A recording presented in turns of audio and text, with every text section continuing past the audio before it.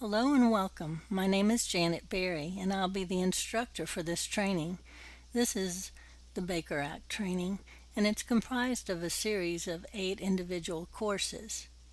The training is supported through the Department of Children and Families Mental Health and Substance Abuse Program Office. The content is based on relevant Florida statutes and Florida Administrative Code. There is some reference to previously developed Baker Act training that was provided through USF's Louis Delapart Florida Mental Health Institute. This training is designed to be used for informational purposes only.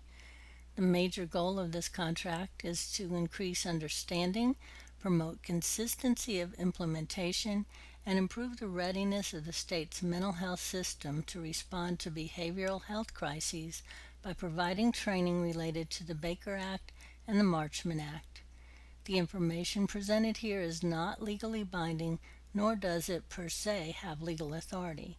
Only the chapters 394 of the Florida statutes and chapter 65E-12 of Florida Administrative Code and 65E-5 of the Florida Administrative Code as cited have legal authority and are referenced throughout this training.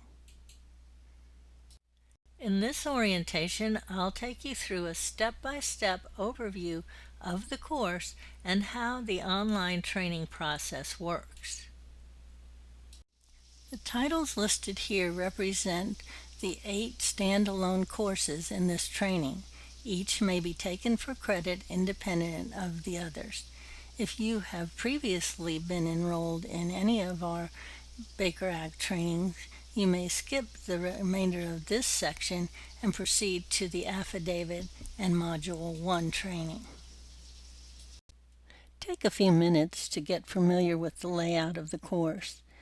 On the home page, the left-hand side, you'll find the main menu, which contains the various content areas included in the course, and also a resource section where you'll find the agenda, forms that are needed when you work with DCF and also are described in the course, relevant statutes and rules that have to do with mental health issues, and the contact information so you can reach us or the Department of Children and Families.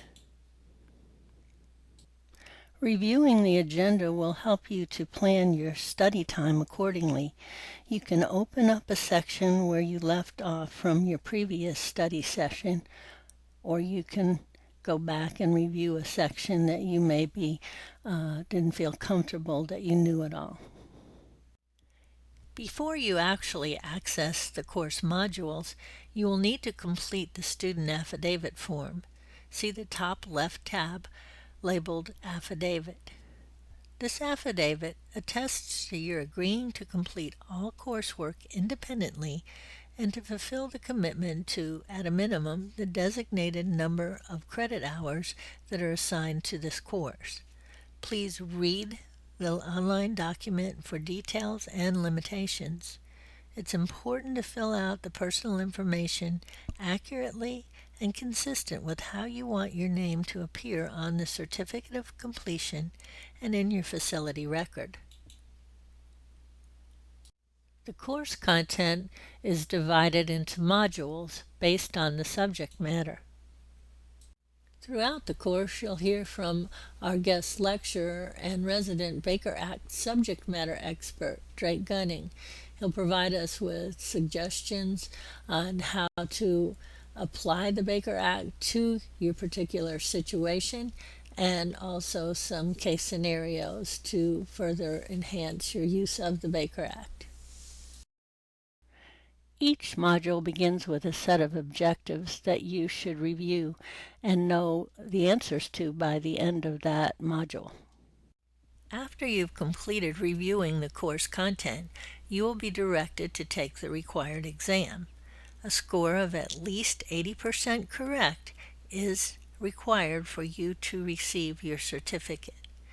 Remember that if you need to, you can always go back into the course and review any concepts that you did not understand.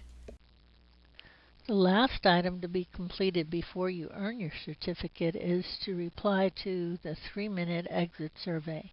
This is the required step, and we appreciate your feedback, both positive and constructive. This submission will generate your certificate of completion. You'll need to decide which of the certificates you want to earn, either the standard certificate on the left or the CE Broker approved certificate on the right of the screen. If you select the standard certificate, then know that it is available to the general public and also approved by DOEA for continuing credit for assisted living facility and adult family care home operators and staff. There's no additional charge for this certificate. You'll have earned the credit hours established for the particular course. If that is what you want to do, then when you get to this section of the training, you'll need to click on the green button to the left of the screen, and it'll take you to a printable certificate that you can use for your HR and personnel files. If you are interested in taking this course for CE Broker credit, then you would complete the process as defined on the right side of the screen. There is an additional $5 processing fee for this certificate, and it is designed for licensed professionals such as licensed mental health professionals, marriage and family therapists, nursing, social work, guardians, and psychologists. You'll have earned the credit hours that are established for the particular course, and when you click the button, it'll take you to PayPal, where you'll pay either as a guest or with the standard account. Our partner for monitoring and issuing this CE Broker certificate is Swanee River AHEC, Area Health Education Center. They are responsible for the monitoring, as I said, and the issuance of the certificate. If that is what you're interested in earning, then when you get to this particular part of the course, you click the button on the right, the red button. If you are a licensed mental health professional or guardian, you may apply for the CE Broker credentialing and receive the appropriate certificate by following the promptings provided through this process. Contact information for Swanee River AHEC is available on our homepage of the course under Resource Sections, Contact Information. There you'll find the name, phone number, and email address for the person at Swanee River AHEC that's responsible for processing the certificate. If you selected the standard certificate, it will appear on the final screen of this course. Make sure that you print a copy of it along with the agenda for the training for your administrator to place in the facility's personnel file, and it's important that you print a copy for yourself as well.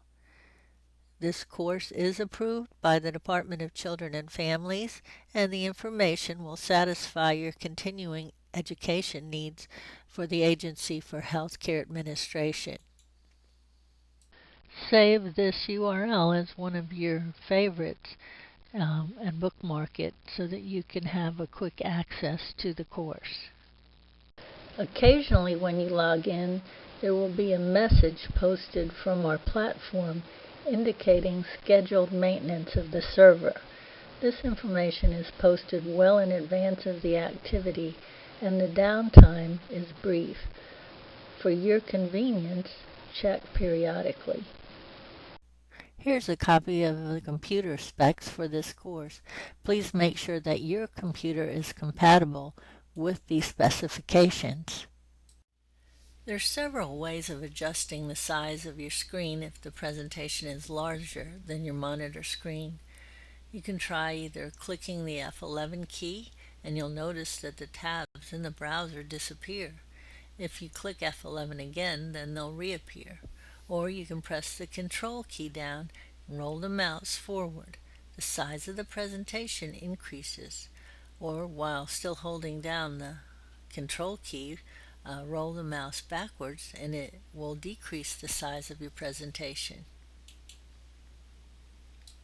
If you have any questions or need any assistance during the time you're taking this class, be sure and contact me if the question has to do with course content, or contact Louisa Plager if it's a technical or computer issue. We'll be happy to help you within 48 hours of your request. When my sister jumped in front of a train. Yes, she committed suicide.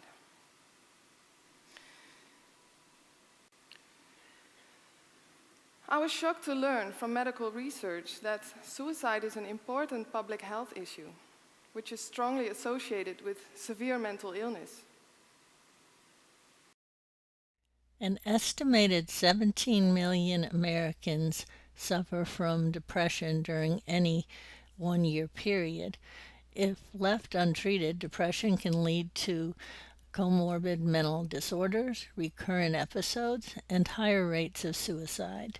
Suicide is a leading cause of death among all ages in the United States.